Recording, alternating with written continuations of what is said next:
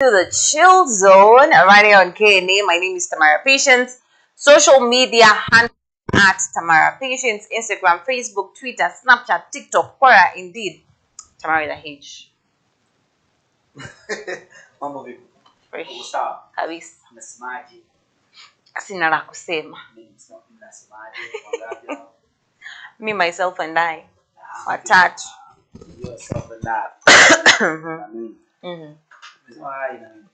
It's okay, mimi tumo na Shwai na napatikana hivyo kwenye platform zangu kama Mona Shwai Facebook, Mona.Shwai TikTok na Shwai_TZ kwenye kurasa yangu wa Instagram. Lakini kwenye chill mkwe mambo safi zaidi. Kwa hiyo tuishi humo. Vile inafaa. Vile inafaa. Anyway, karibuni sana. If it's the first time you're joining us, welcome to the Chill Zone family. Yani anasema jumuika na sisi. Na kwa wote tunasema karibu. Karibuni. Tambia watu kwa hili na show ndio inaanza. Welcome to the Chill Zone. Feel at home. Jibambe, the comment section is always open, of course. Most definitely feel free to tell us your opinions, your comments, and if there's anything you want us to discuss, most definitely that is what we are gonna deliver. Sindio? Yeah, sure. Vile inafaa. Anyway, ndakocha kwanza niulize swali lako. Swali, nafikiri na swali kubwa basi. Mimi juzi kati nilipata kuona kitu fulani kidogo nilifurahishwa nacho. No. Lakini sio vile, lakini nikasema haikitokea sasa. Unajua kuna baadhi ya watu wanapenda burudani. Na moja kati ya watu wa burudani katika taifa letu ni wasanii pamoja na comedians. Yeah. Waga nashindwa kidogo kumcategorize yule Steve O.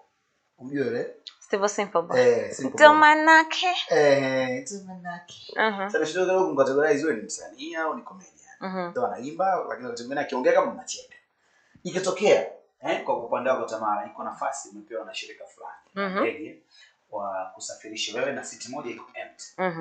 Kupanda Steve Boy, pale Simple Boy na panda ex wako. Unaenda na nani? Ex wangu. Okay. Ndio unataka nini? Yupi lakini? Ndio ngapi? Ex wangu. Unataka ex. Kwa sababu sina beef na yeye. Kwa nini una beef na Steve? Asina hata beef na Steve. Isifikirie safari yako. Unajua safari yako ita contain furaha, ita contain yani ile kuburudika kwa nini mpaka unatoa pale Paris. Sasa unatoa Paris kukumbushana nini na ex wako. Na unatoa Paris na Steve Boy, Simple Boy unafikiri utafurahi kiasi gani? Fika pale tayari tumbo lishachoka, minyongonyo umecheka mbavu unapigwa na kunguni. Sasa ungeniambia Calligraph Jones, ningechukua Calligraph Jones. Sasa umeniambia Steve, si ati simpendi, nampenda na namwaminia kama msanii, ndio manake. But wacha tuna ex wangu alafu sana nataka atakuja na mchumba wake pia na watoto na kila kitu pamoja. Kwa tu sawa. Sisi pamoja. Mchumba. Ati mchumba wangu ex wangu. Na wewe je? Wewe? Mimi nini? Hujaniuliza swali. Steve Simple Boy. Kwa nini dada? Mimi kwa gender. Wewe ndio hapa Nikita hapo. Wewe unajua unamkubali very fast na mimi namkubali very fast. Yeah? Okay, nasema nzi mwingine yote ambaye unaona kabisa hapa. Ulikuwa unajua mtu anaitwa Msuper S? Msuper S simjui sasa. Kwa nini unaleta Msuper S?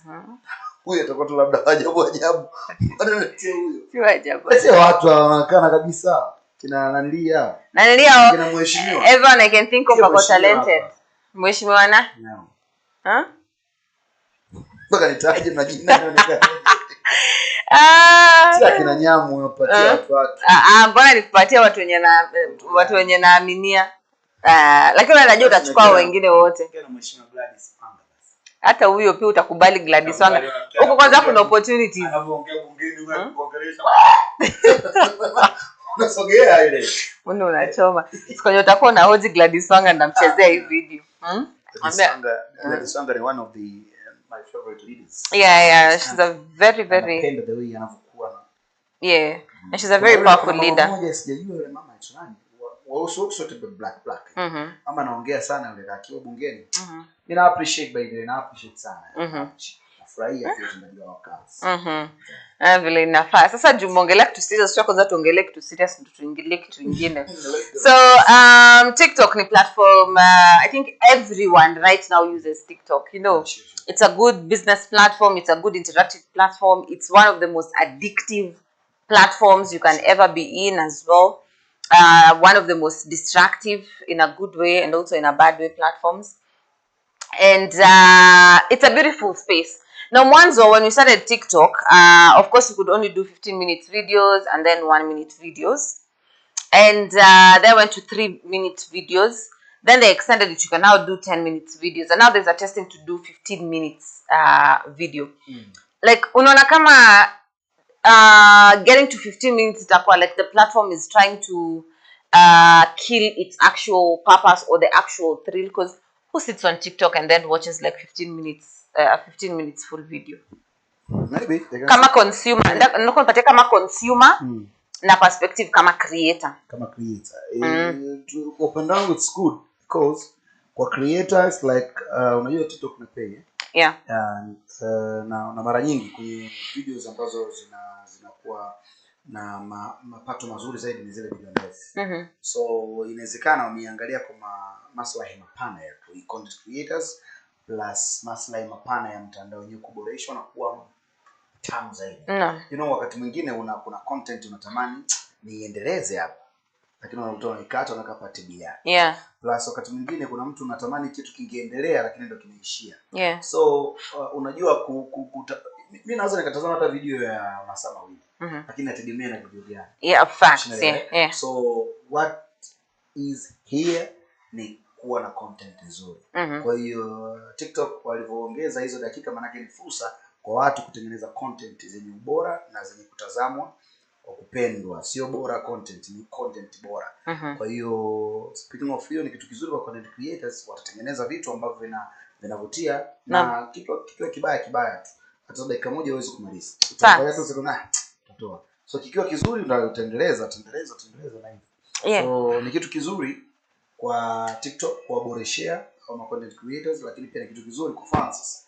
Tunakuwa tunatazama kwa mapana zaidi. Tukiwa tunakitamani tunakipata sasa.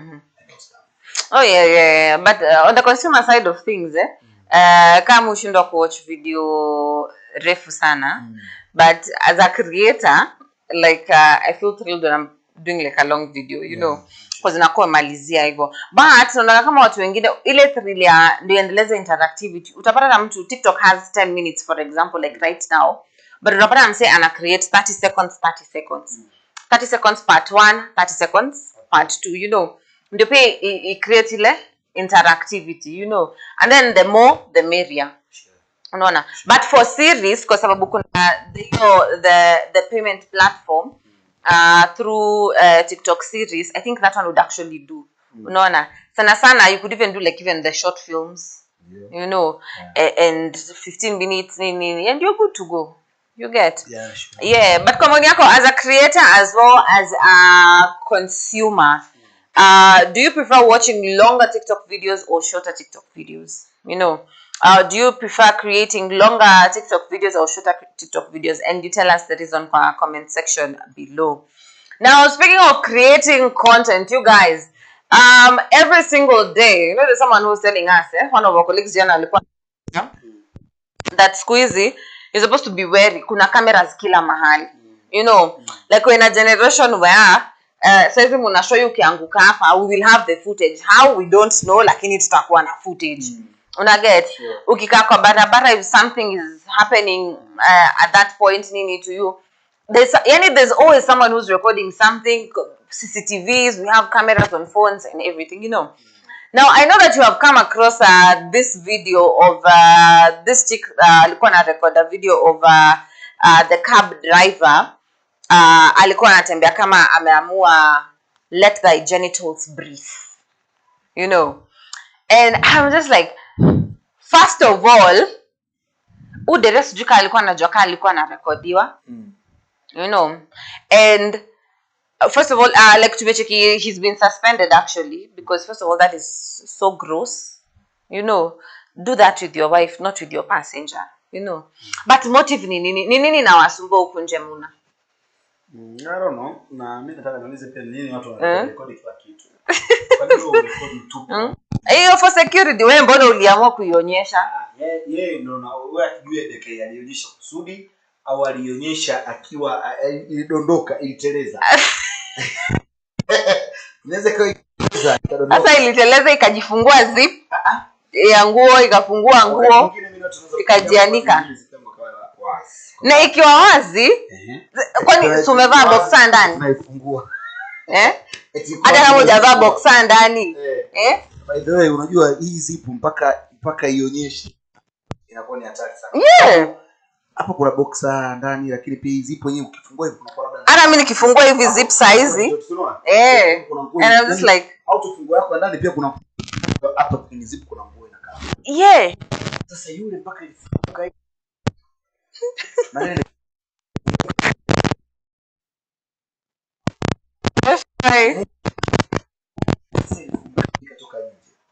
Lakini wakati huo fat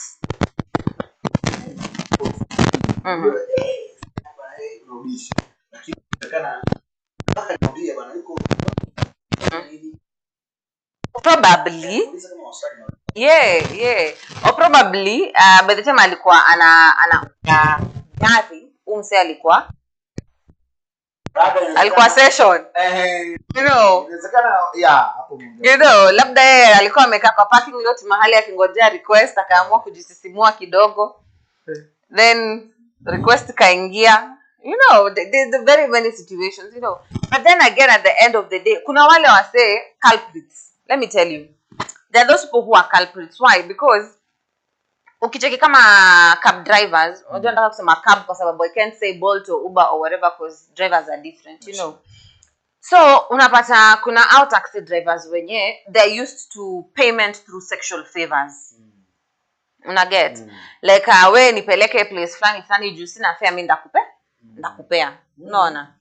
So, the ladies who've done that, the people who've been so vocal about it, like say ulitoka ukaenda. I remember there's a chick alikuwa anasema just quickly.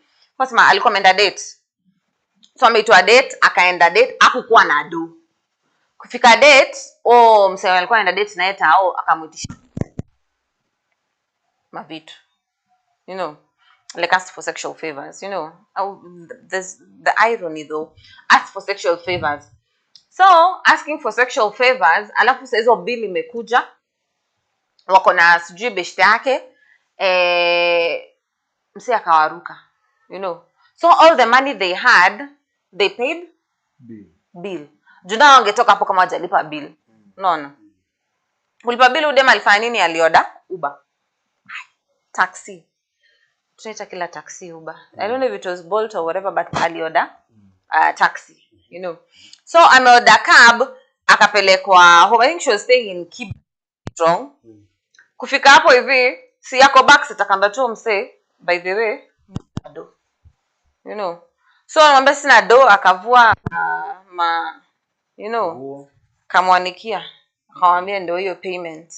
So the cab driver alikuwa like hesitant nini akamshoa hapana ati unajua haiwezekani ungeniambia kutoka tao au na do. Akamwambia mimi sina do, ni either unikule ama urudi na mimi tao.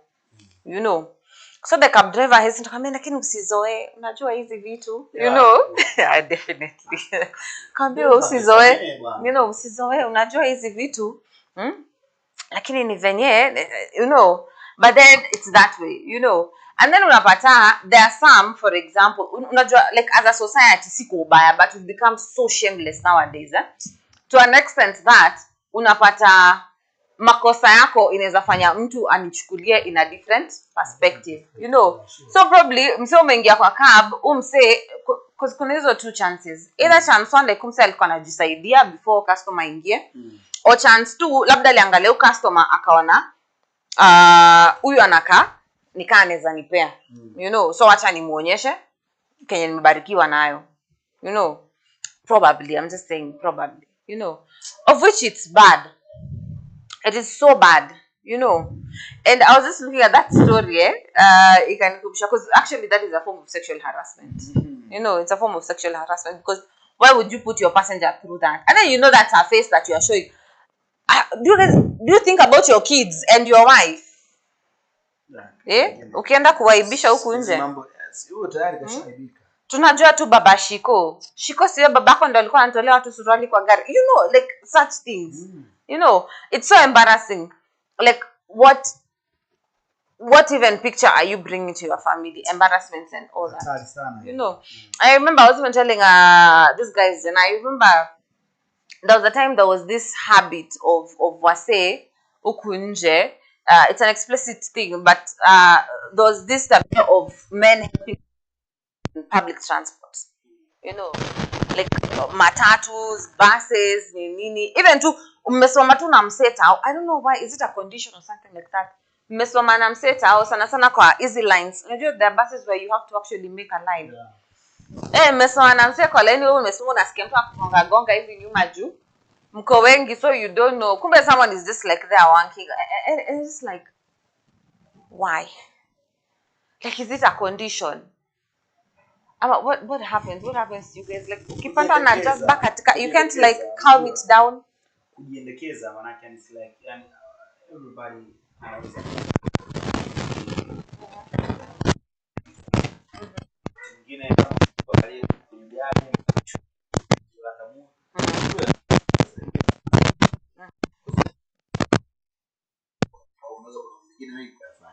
unamwambia hivyo mwanaume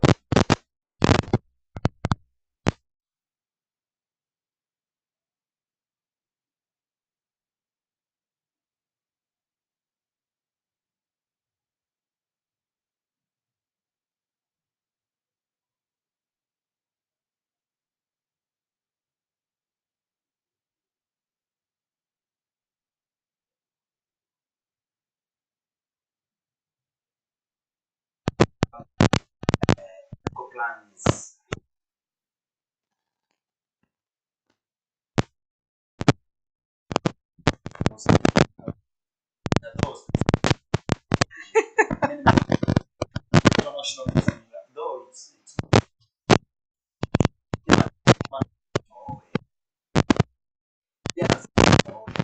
Shughuli mwanaume alikuwa ametoka nyumbani kwake asubuhi na amepata huduma kwenye gari, angeenda kufanya ujinga sana. Lakini unajua mshenzi ni mshenzi tu. Mshenzi ni mshenzi, of course, hiyo inaeleweka, lakini sasa inawezekana yule sio mshenzi.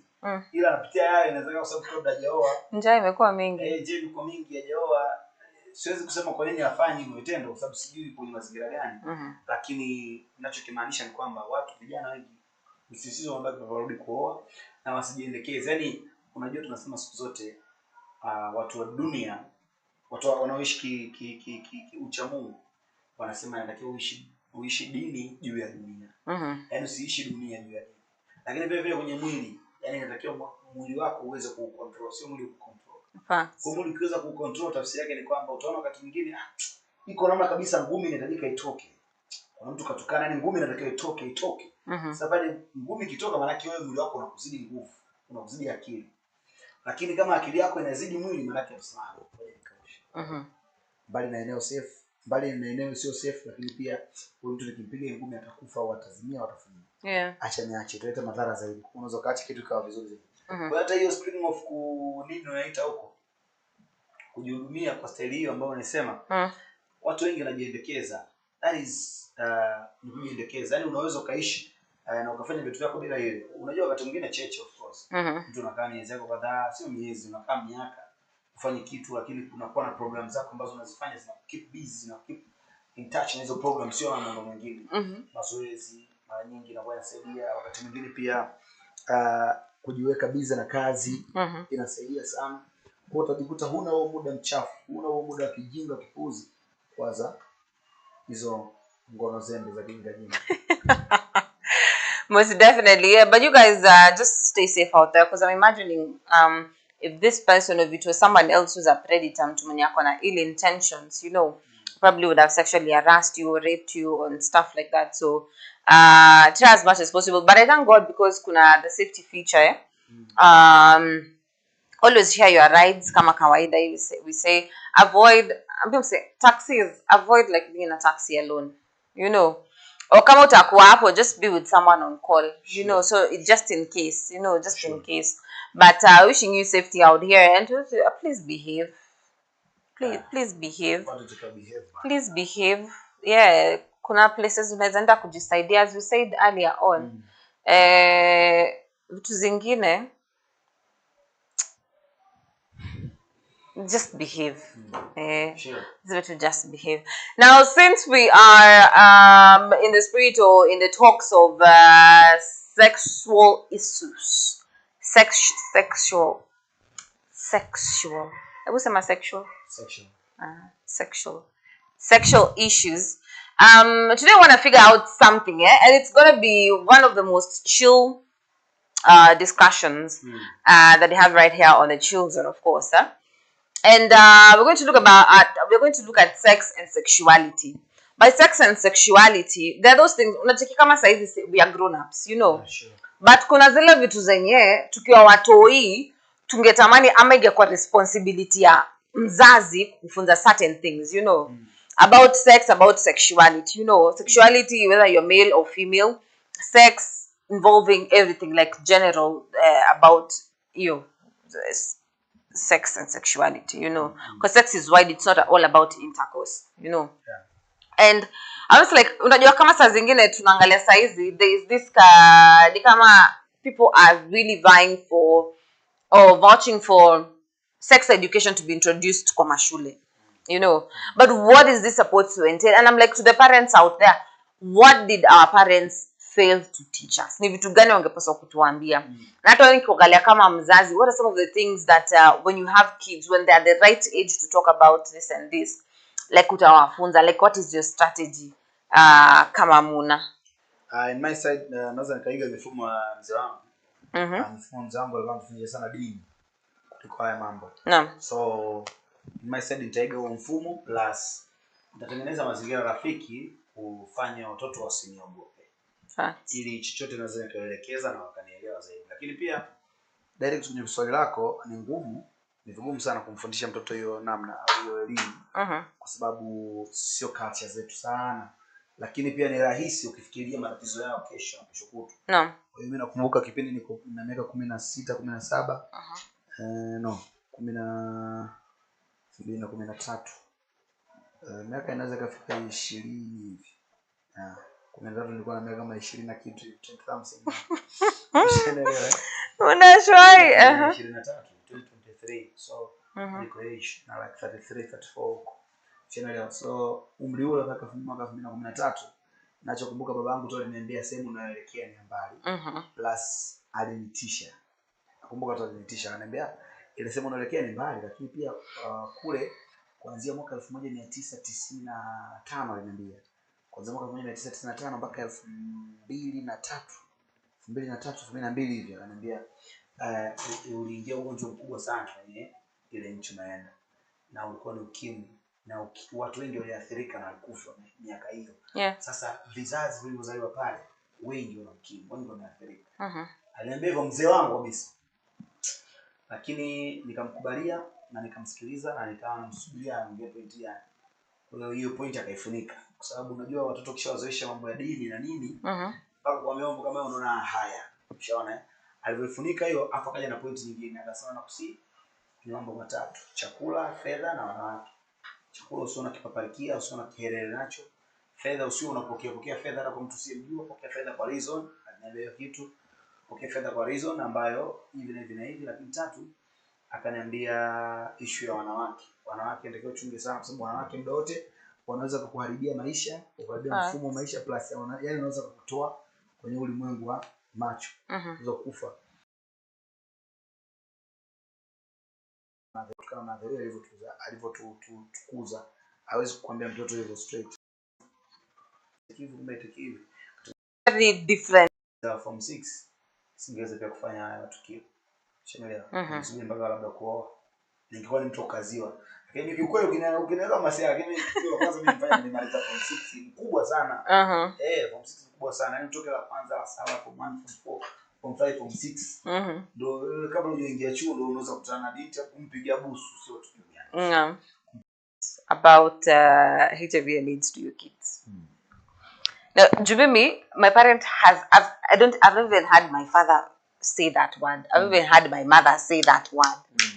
Or my aunt, or yes, hiyo ni neno ambalo sijawahi sikia mtu akiniambia nini. Like most parents, kwa sababu ile shyness and all that, they leave that mandate kwa walimu, unaona.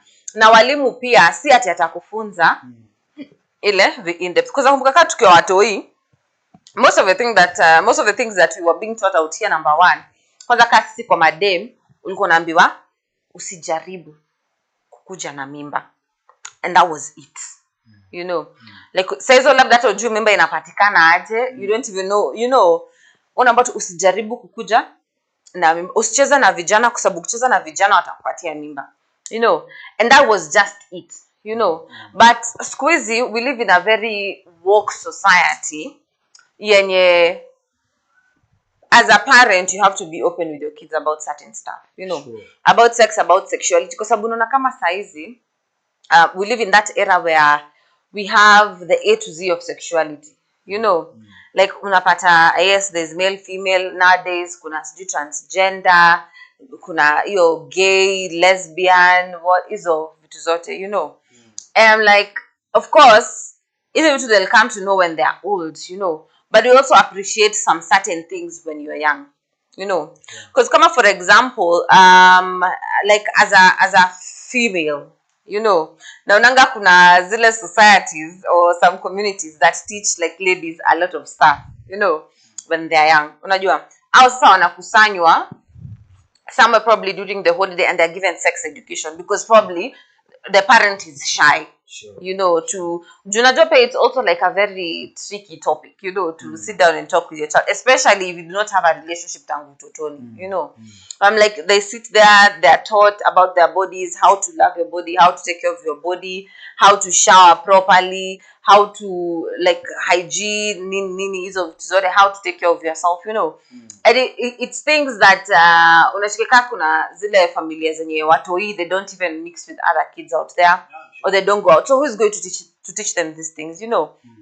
And I'm like, kuna ile pole pole to step by step, you know.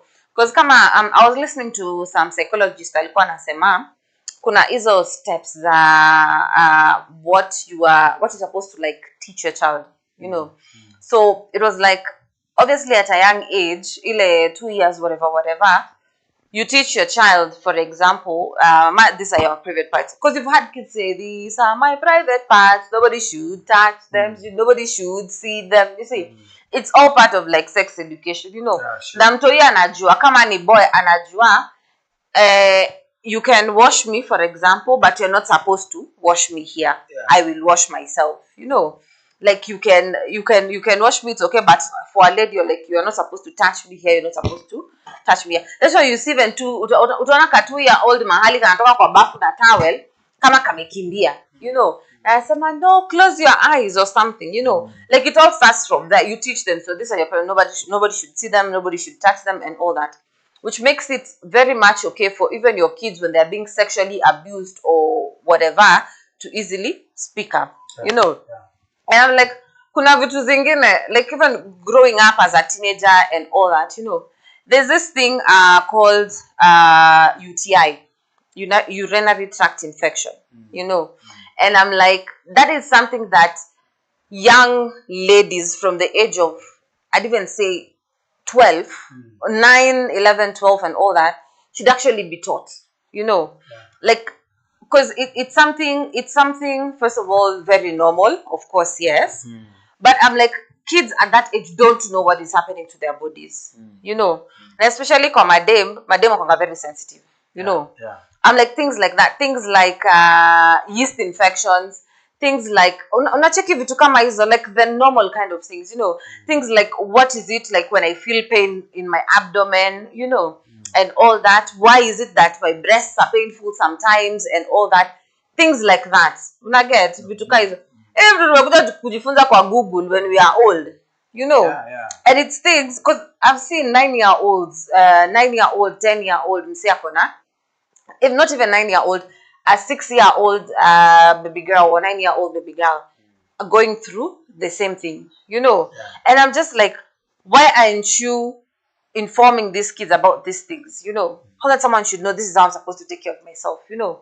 For the young men, for example, I see their parents who mtu unakanga chini na mse, and then you teach them, for example, how to use condoms when they're teenagers, you know, because let's just be honest, these guys are indulging whether you like it or not. Unaget, hakuna mtu holy, you know. And I'm like, sasa Muna, for example, you have a kid, sindio? Ata grow up a teenager, sindio? What are some of the things that you're going to teach your son, for example? Because for the daughter, you might decide to teach her, ama ikuwe the mandate of the mom, but what are some of the things that you feel wewe mwenyewe umekuja kujulia huku juu but ungetaka kujua at a younger age about sexuality and sex that utafunza mtu wako? Mwanangu ataijua kwanza dini. 100%, yeah. Akishajua dini mwingine anafuata, lakini all in all nitakuwa nahitaji nione sambamba sana ili nimwelekeze vitu vingi. Nitamwambia pia kuhusu mpango wa kuwa na mpenzi wake uwe ni lini. Yaani mpango uwe kudili na wanawake inatakiwa baada ya muda gani. Na huyo mwanamke utakadili naye moja kwa moja umlete hapa. Tufanye utaratibu mwanangu woe. Unaelewa? Of course, kwa hiyo huo ndio utakuwa ni mpango maalum ambao mwanangu nimtayarishie. Plus kokote atakapoenda kwanza afahamu la atakara kuzina haya kwamba si karibia dini kabisa. Lakini pia awe na hofu na Mungu and all stuff, yani hicho tutakishana kujua. Na baada ya hapo hata hiyo ndoa sasa ikifuata basi naifuate, lakini sio mwanamke. Na kama atampata mwanamke katika wakati ambao sio stahili, basi inawezekana kuna adhabu kali sana ikamfikia au ikampata. Ushaelewa? Kwa hiyo natamani na nataraji mtoto awe katika mazingira mazuri katika mafunzo. Akishapata mafunzo anajua madrasa kule mengi anakuwa na flow yenyewe tu. Very fast. Anafundisha kwa vizuri sana. And for like dudes, are you guys taught how to take care of your wives? Venye wanawake like unafunzwa how to take care of your husband, what and the likes. Message nilipata hiyo fursa japo nilikuwa naambiwa indirect. Kwa mfano mimi nishashuhudia mzee wangu mamangu akipiga kelele mbele ya mzee. Nishakushuhudia. Mama akipiga kelele mbele ya mzee. Baba akaniambia, nakumbuka ile siku nilikuwa nimetoka shule. Yaani nimetoka shule pale home mtazile kelele. Baba akaniambia bure kana begi lako ndani. Yaani akawa mjibu mama aliniambia mimi, weka begi lako ndani afu toka. Kwa hiyo weka begi ndani nikatoka na uniform akaniambia kavoto shati la juu. Ila chini ache hivyo. Nikavaa shati la juu, nikavaa shati la mfano, jezi ya mfano ilikuwa Brazil hiyo. Nikumbuka hiyo siku. Baba akaniambia kaa kwenye pikipiki. Kuna pikipiki fani kidogo tunakiita kibata vuzi wenyewe kule kidogo hivi. Tukaenda baba tukafika sehemu fulani hivi kuna ni kama stage lakini sio stage. Sasa kama ya soko hivi akapaki pikipiki yake fulani sehemu mwana kailoki vizuri akanipitisha kwa mama mmoja hivi anauza chakula. Akaambia hapa kula afu tumekuta pale kuna wazee wake fanya cheza draft. Zangu anapenda sana draft na alijua kwa kweli.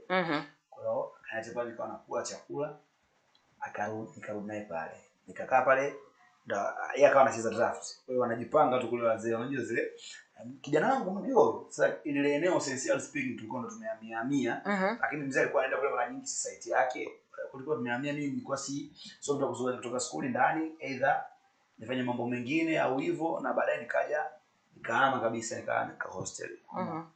Kwa hiyo end of the day mzee akaambia kijana wangu first born kwa hiyo kwa mama fulani okay wale wengine anashia nao tunajua zile basi okay sasa basi kushoto kulia baba pale nimekaa naye pale baadaye akaniambia tuondoke tukaenda tukachukua pikipiki tena nikakalia akaniambia unaona nilichokifanya pale mama alikuwa anaongea unaona ndio sema sasa wewe takiwa mjibu mwanamke ndio ananiambia hicho kitu kwa sababu mwanamke ukimjibu like kuna mengine anaweza kutokea ambayo sio mazuri. Sasa na mimi sincerely speaking sijai kumwona babangu akinizaba atakofu mama au kujibu vibaya babangu ndio kwa hivyo. Kwa hiyo ni vitu ambavyo alikuwa ananifundisha indirect lakini anifunza. Ndio kwa upande wangu kidogo nikajaribu nikashindwa. Ndio kwa mtumba mmoja kidogo tutokee kidogo tu tukapiga mdomo kidogo akanipigisha mdomo akawa alipozidisha mdomo basi mimi likanitoka. Kwa hiyo kuna mengi kujifunza na kuna mengine kumfundisha mtu indirect. Yeah. Unamfundisha mtoto indirect alafu baadaye unakuja unamwelekeza. Unaona kitu fulani pale mimi nisolve hivi. Yeah. Wewe yani wewe solve it that way, yes. 100%. No, umesema hivyo, and I'm like, of course kuna some indirect teachings na pia kuna some direct teachings that you need to give them, you know, because I've seen like other parents, for example, like kama I'll give the ladies administration, for example.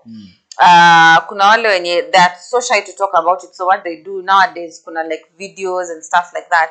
So they'll sit you down and let you watch content, you know, because at that point mtu anaelewa, huyu anaelewa kenye inasemekana na anaweza ona from the photos, you see.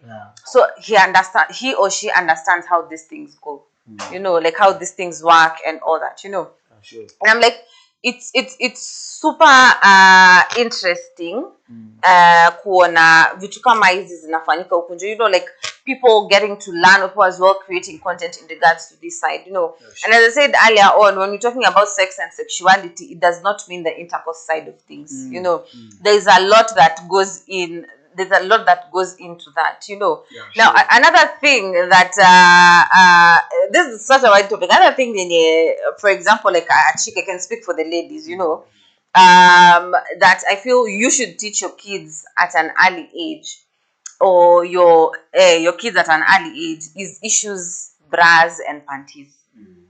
You know, how to find the right sizes, how yani una get vitu kama hizo, you know. There are some things that parents are so ignorant about, but they are really important, you know. Why? Because number one, they do affect posture in one or another, comfortability as well, na pia ile confidence, una get. Unajua tukiwa watoi, when your boobs start growing, ziko, you know, like ziko too, you know, and you're shy about them and stuff like that, you know. And at that point is when say you start being introduced to either boob tops or sports bra, you know. Hakuna kitu ya kushikilia lakini iko tu, una get, so that at least you're even comfortable and confident, you know. Na mimi hapo niongea hivyo sio kidogo nikitisha, umenikumbusha mtaani kwetu ndiko wadogo hivi. Mtaani kwetu tulikuwa kuna watoto fulani tulikuwa tunawapenda sana. Sisi wanaume of course. Kuna unajua ule utani mtoto uchumba ule. Niko na katoto fulani nikaelewa kanaitwa Olo. Sijui saizi yuko wapi. Olo huyo. Nakumbuka nimemwacha pale mimi nimemaliza form 4 nikaondoka katika ule mkoa wangu. Kwa hiyo nilimwacha mdogo kwa darasa la 7 au form 2. Darasa la 7 au form 2 hapo. Olo alikuwa ni sawa, babake sawa alikuwa na fedha. Na wao kidogo walikuwa watamu wakishua, lakini alikuwa na tabia ya usafi. Yule Olo kwanza picha linaanza akiwa anaenda shule, anavaa socks ndefu nyeupe. Nyeupe. Na sijawahi kumshuhudia Olo, ushaelewa? Sijawahi kumshuhudia Olo akiwa mchafu wakati anaenda shule. Plus ulikuwa ukimsogelea ananukia sana. Yaani ananukia mpaka unatamani dote. So mimi nilikuwa of course moja kati ya kitu ambacho nilikuwa nakipenda kutoka kwa Olo nicho. Olo alikuwa ananukia. Ushaelewa? Alafu na mimi mtu akiwa ananukia ndo yani anakuwa ananipoteza sana. Yaani mimi napenda sana mkato by the So nilikuwa nikimsogelea Olo ananukia. Unajua zile basi naambia watu ndio tunaongozana wote. Unajua zile kwetu tunapenda watoto wasafi. Kuna rafiki yangu mmoja aitwa Abu alikuwa na hadi anakuambia kabisa mtoto wako kwa mfano Yesu tuko kushakuwa kubwa kidogo. Tuna labda kuna mtu analeta mtoto mshike mtoto kama mchafu Abu amshiki. Anaomba mtoto mchafu mimi simshiki. Kwa hiyo mtango msafi anko msafi. Yeye anapenda mtoto safi, yani katoto kaleta kawe safi. Unajua hakuna mkojo si nini. Kwa hiyo wakati mwingine na ndio hapo ulipozungumzia hivyo nimepata picha inawezekana mama yake Olo kwa sababu Shona Olo ni mdogo. Kuna mazingira alikuwa anamtengeneza. Shanelewa plus anamuonyesha njia. Unajua hata watoto wako kwa mfano unawachukulia nguo, unawafanyia, unawaayonia safi, una muda wote wanakuwa safi. Hata wao pia kutani kuja kuwa chafu ngumu. Facts. Yani ngumu sana. Kwa hiyo like wanaenda na hiyo mtindo. And then also kids ni wale watu wa observe. Utamwambia lakini pia anaangalia kenye wewe unafanya. Na hivyo ndio venye atafanya. So in one way or another, I mean it's like good kufunza mtoi wako vile inafaa vitu kama hizo, you know, like it's good for them to understand this and this is what is happening. Na it's good for them to understand how to appreciate and how to take care of themselves. You know, it's good for them to understand how their body works as well. You know, like ni vizuri sana ku understand hivyo, like mtu akae na ajijue, you know, at an early age, so that it doesn't get to a point mtu ako 18 19 ndio anaanza kujuliza hizi stuff, you know. Even for men, for example, the men who don't know how to shower. You know, the men who don't know how to shower. And I'm like, unajua before mwanaume aseme, unajua like for ladies, it's easy for me to like get my phone and Google how to wash myself as a lady. You know, like kwangu it's very easy. But before upate mwanaume amekaa chini ati amesearch saa ngapi na nataka kuangalia Man City inacheza na nani. You know, and before you take my phone and how to shower as a man, you know, it's not easy, you know. But vitu kaa hizo hata ukiwa tu na budako anakuambia mse ukiosha huku chini unaosha hivi na hivi na hivi, you know. Yeah, ina make sense. Namkumbuka jamaa mmoja aitwa Shabani Kabwema. Kuna siku moja katokea ugomvi fulani hivi shule pale. Jamaa akasema kitu kimoja, akamwambia rafiki yetu mmoja, akamwambia wewe huwezi kunitisha chochote. Akamwambia nini unasemaje? Akamwambia ikitokea akamwambia ikitokea unavua suruali hapo sasa hivi, tukiona nywele zako zipo hapo kama I don't know how to put it. Akamwambia kama utakuwa huna nywele mimi nakupa 10,000 hapa. Kama utakuwa huna nywele. Sasa ugomvi ulitokea, kwa nini unasema hivyo? Ndio utoe nywele wewe, uziondoe hizo zikikuwa. Unakuwa uziondoe. Kwa hiyo tulijisikia ngori namna fulani, lakini all in all ikaishia hivyo. Yeah, ikaishia hivyo, lakini Shabani alikuwa anamaanisha kuna point alikuwa anamaanisha kwamba bana usafi hamna. Unaelewa? Yeah, 100%. Kama hivyo. Heavens ameamua kuninyonga. And I'm like, it's very, very important, ukunje, number one, to make sure that, of course, you teach your kids such things, you know. And when you mesema, it's like general on both sides, you know. I'm like, even because I'm like, nowadays, kids from even 15, 16 years, you know, they're engaging with people out here, like when interact now, what, you know. I'm like, teach them about, you know, like as a man, for example, it's good to smell nice, you know. It's good to appreciate yourself as well, you know. It's good to dress nice, be clean and stuff like that, you know. Like it's not just a man's thing, you know. And even for men out there, like I say, even for young boys, you know, who are engaging, for example, in sex and sexual activities and all that, you know. I'm like, tell them, bro, it's important you have to shower before the deed, you know, things like that. And then another important thing that parents do not teach, and this lazima kila mzazi afunze, whether you are shy or not, you need to teach your kids about sexual abuse. You know why? Because sababu you are leaving them under the care of their uncles, of their cousins, of house helps, of house managers, of even relatives, or even parents themselves, you know, who abuse these kids, you know, who take advantage of them. And some of them don't know because they're like, ai, daddy alinifanyia mara ya kwanza na mara ya pili na juni baba yangu, it's okay. You know, and I'm like, it's not, you need to teach your kids about this, you need to teach your kids about abuse, you need to teach your kids, for example, like unacheki kama how your dad was teaching you, you know. And I'm like, you need to know that you are not supposed to force yourself on a lady or even on a woman, you know. Even if it's kissing them, if someone says no, they mean no. You know. Now mtu akisema no, you don't ask why, because I said no. You know, no is actually a valid reason and a valid answer. Same to ladies out here, you know. Teach them at a young age. Don't force yourself on a man, you know, because even men can be sexually abused or harassed. This is that you guys, I don't know, some find it interesting, but it actually happens out here, you know. Yeah, and I'm like, teach your kids about this, you know. Teach your kids about this 100%, you know. And sijui kama how, just questions, how are you taught kujipenda? How did you learn how kujipenda? Kujipenda mwenyewe. Is it something you were taught, or how was it instilled in you? I think it's a nature, but kuna namna fulani unaiga mfano. You know, what I want to say here is family, as a family, wakubwa kama wakubwa, you are the one to lead this following kids hapo wanaofuata hawa wana ndugu wanaofuata, you are the one kuongoza mfano mzuri. Unajua wakati mwingi tunachukua mifano kutoka wazazi, wakati mwingine mabradha zetu, wakati mwingine masista zetu.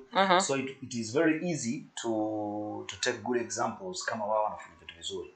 And it's very easy kuharibika kama wao pia wanafanya vitu vibaya. So kuna mifano mingi utakuta kuna familia zingine wakubwa wanakuwa wameshaharibika.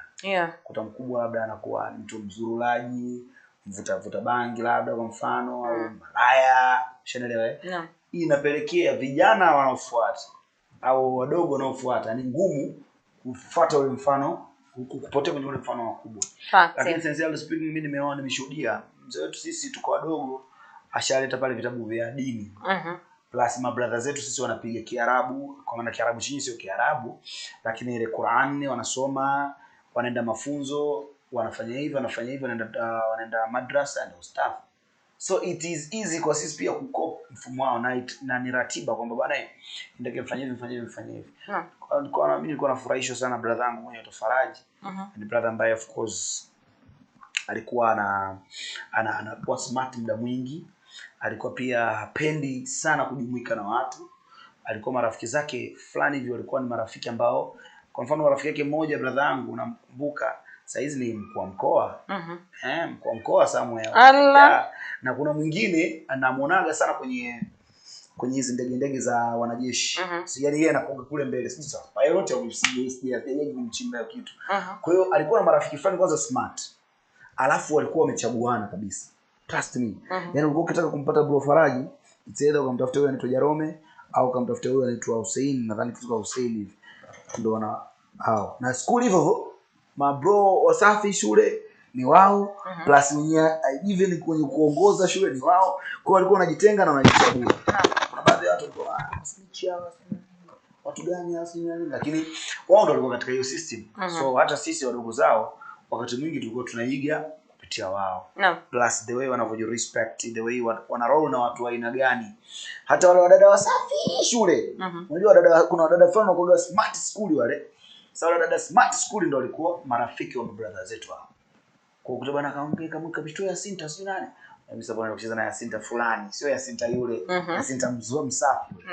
Kwa ilikuwa katika hiyo sisi, kwa hiyo tulikuwa tunajifunza mengi kutoka kwa wakubwa zetu. Lakini pia mtu mwingine sometimes ni yeye, kwa sababu unakuta kuna familia nyingine ina dini, baba na dini, mama na dini. Na unakuta watoto watatu wanafuata dini mmoja, black sheep. Kwa hiyo utakuta wakati mwingine nature ya mtu. Na mtu mwenyewe pia akubali kujifunza, akubali kubadilika, akubali hivi na sawa. 100%, you know. It's like that. Yeah, 100%. And of course, this conversation is never ending because it's so wide. And of course, kwa kila familia, kila mtu akona systems zake za how they want to teach their kids as well as the content, you know. They want to teach their kids. Of course, even psychologists themselves, they have a structure or way in which you're supposed to teach your kids about sexuality and sex. Depending on age, you know, kuna ule wa from 1 year to whatever, you teach them this from this to this, up to from 15 to 18, this and this is what you teach them, you know. Of course, we know the universal rule is that you should have sex once you're married, you know.